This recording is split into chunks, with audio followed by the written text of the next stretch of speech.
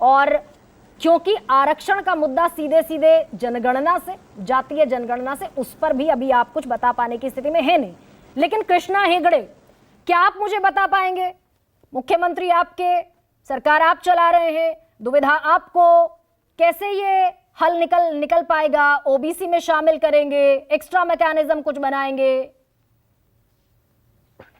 गरिमा जी, अभी हाल फिलहाल अभी इस वक्त पर ऑल पार्टी मीटिंग स्टार्ट हुई है, रोज चल रही है। तो एक कंसेंसस तो हम सभी पार्टीज में, महाराष्ट्र के सभी पार्टीज में तो जरूर बनाएंगे। दूसरी बात मैं आपको कहना चाहता हूं कि हम इस मुद्दे पे संवेदनशील भी है और प्रतिबद्ध भी है कि हम मराठा को आरक्षण दिला के रहे। हमारे सम्मानीय मुख्यमंत्री एकनाथ शिंदे जी भी एक मराठा है, और मैं आपको ये कहना चाहता हूं कि इसके पहले भी जो एक्टिविस्ट थे, जो मराठा लीडर थे, मनोज जारंगे पाटिल, उनसे भी हमारे सम्मानीय मुख्यमंत्री जी ने बात किया था। उसके बाद भी 4-5 डिस्कशन कई दिनों से हो रही है उनके साथ। हमारे जो मंत्री है कैबिनेट के, वो उनको जाके लगातार मिल रहे हैं और वो अपना जो उनकी डिमांड्स है वो हमारे सामने रख रहे हैं। इसके बीच में जो कुंभी समाज का जो सर्टिफिकेट है, जो भी मराठास के पास कुंभी समाज का सर्टिफिकेट है, उनको जो रिजर्वेशन में जो फायदा हो वो सरकार देने में उन्होंने एक जीआर निकाला है और उन्होंने कहा कि वो कुंभी समाज का जो बेनिफिट्स है वो मराठा समाज अवेल कर सकती है। तीसरी बात यह है कि जो जब हमारे मराठा भाई बहन जाते हैं कोई जॉब के लिए, एम्प्लॉयमेंट के लिए, एडमिशन के लिए या दूसरा कोई फैसिलिटीज के लिए, जो अधिकारी है तालुका लेवल पे, डिस्ट्रिक्ट कलेक्ट्रेट पे और दूसरे जगहों पर, वो सभी मराठा उसको जो है वो ओपन कैटेगरी में डालते हैं।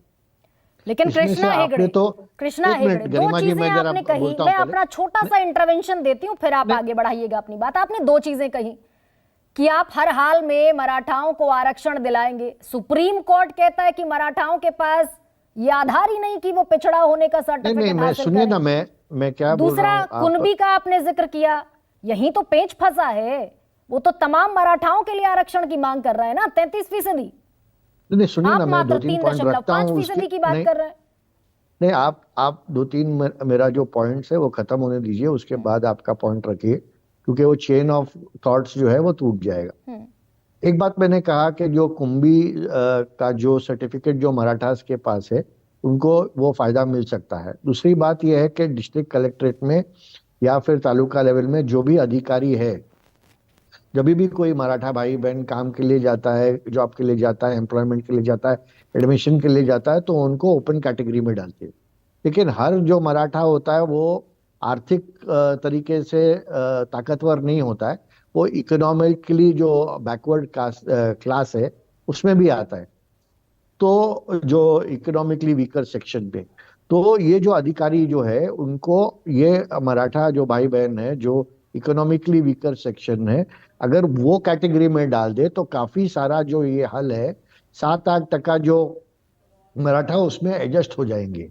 हालांकि मैं आपको ये कहना चाहता हूं कि जब हमारी सरकार थी तब हमने हाई कोर्ट में भी हम स्टैंड हुए और सुप्रीम कोर्ट में भी स्टैंड हुए, और महाविकास आघाड़ी की जब सरकार, उद्धव जी की सरकार आई और जहां पर अशोक चौहान जी पूर्व मुख्यमंत्री इस कमेटी के अध्यक्ष थे, ये सुप्रीम कोर्ट में हार गए।